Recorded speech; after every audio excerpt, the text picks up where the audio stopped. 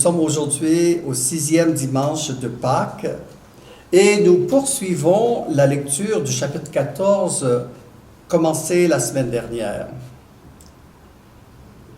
Le discours testament de Jésus. Il avait voulu assurer les disciples qu'il retournait vers le Père, mais qu'il ne les laisserait pas orphelins. Il priera le Père de leur envoyer l'Esprit.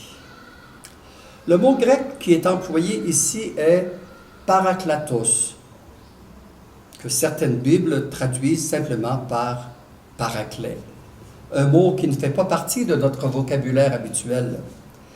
Littéralement, ce mot signifie celui qui vient à la défense de quelqu'un, celui qui le protège, ou encore le défenseur, selon notre traduction liturgique.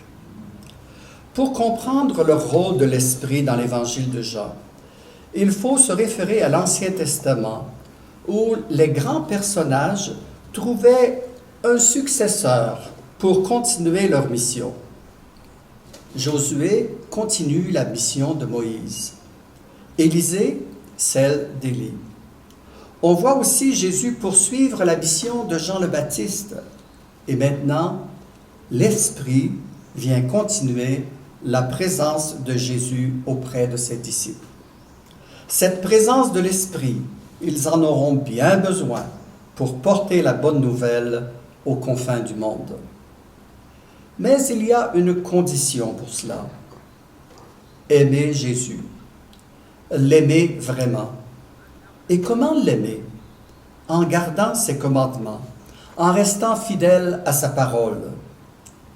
Dans la première lettre de Saint Jean, rien n'est plus clair.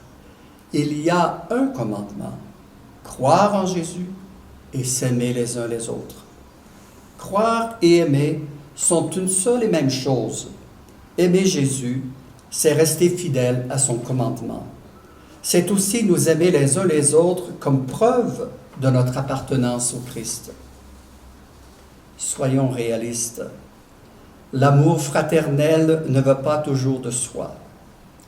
La chanson d'un poète québécois le dit bien, qu'il est difficile d'aimer. C'est sûrement le plus grand défi de notre vie chrétienne, de notre vie en communauté, en famille.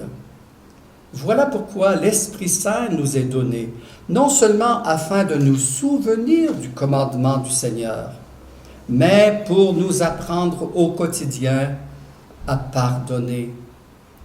Ce qui, au plan humain, n'est pas toujours facile. Je ne puis donc croire en Jésus sans aimer mon frère, sans rester fidèle à sa parole. Seigneur, donne-nous toujours ton esprit d'amour. Nous en avons vraiment de besoin. Justement, dans la première lecture d'aujourd'hui, nous voyons Philippe en Samarie, suite à la persécution des chrétiens de Jérusalem. Sa prédication, les miracles qu'il opère sur les malades qu'on lui présente, attirent vers lui des foules, si bien que Pierre et Jean sont dépêchés sur les lieux pour constater ce qui se passe. Beaucoup de gens ont été baptisés au nom de Jésus, mais Pierre remarque qu'ils n'ont pas reçu l'Esprit Saint. Sans attendre, il leur impose les mains et l'Esprit tombe sur eux. Oui, l'expression est forte, mais décrit bien la transformation qui s'opère en eux. Nous allons bientôt vivre la Pentecôte, la venue de l'Esprit sur les apôtres. Celui-ci transforme ces hommes peureux en prédicateurs audacieux. Il leur donne une force extraordinaire pour annoncer des temps nouveaux. Nous avons aussi besoin de ce même esprit pour que dans les moments difficiles que nous vivons, nous soyons capables de susciter l'espérance autour de nous, de pointer notre regard vers l'avenir où tout ne sera pas comme avant, mieux qu'avant. Puisse le Seigneur ressuscité nous donner son esprit de force, d'audace et d'amour.